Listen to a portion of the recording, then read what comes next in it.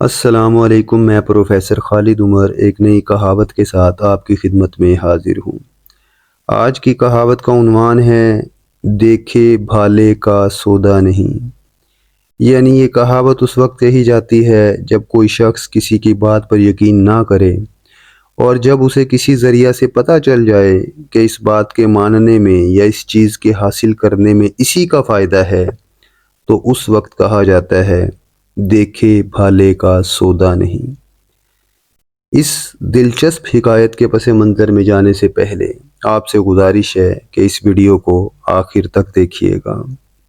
کہا جاتا ہے کہ خلیفہ ہارون رشید اپنے کچھ مشیروں کے ساتھ شہر کے دورے پر نکلا۔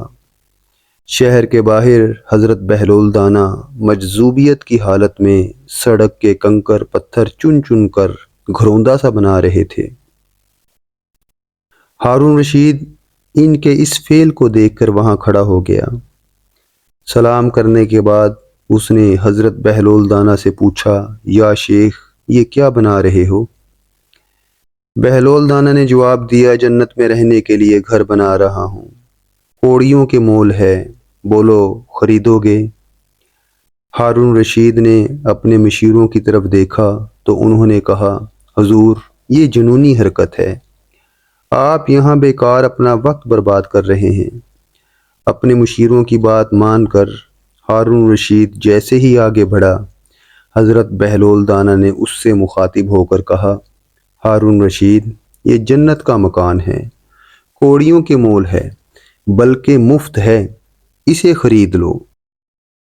بعد میں پچھتاؤ گے، پھر آؤ گے تو کسی بھی قیمت میں اسے نہیں پا سکو گے۔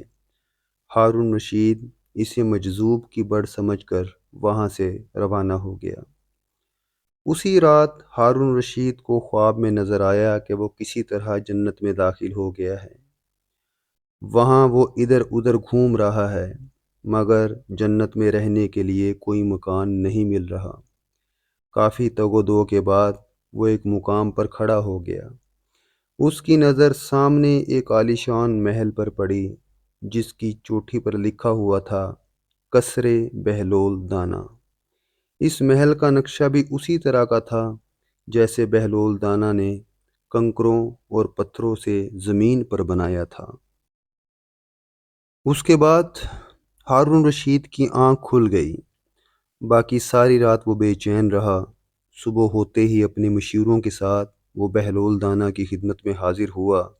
نہایت ادب و احترام سے سلام کرنے کے بعد ان سے مکان خریدنے کی گزارش کی تو بہلول دانا نے فرمایا، یہ دیکھے بھالے کا سودا نہیں۔ ہارون رشید نے کہا، حضرت، اسے خریدنے کے لیے میں اپنی ساری سلطنت آپ کے حوالے کرنے کے لیے تیار ہوں۔ مگر بہلول دانا کسی بھی قیمت پر راضی نہ ہوئے۔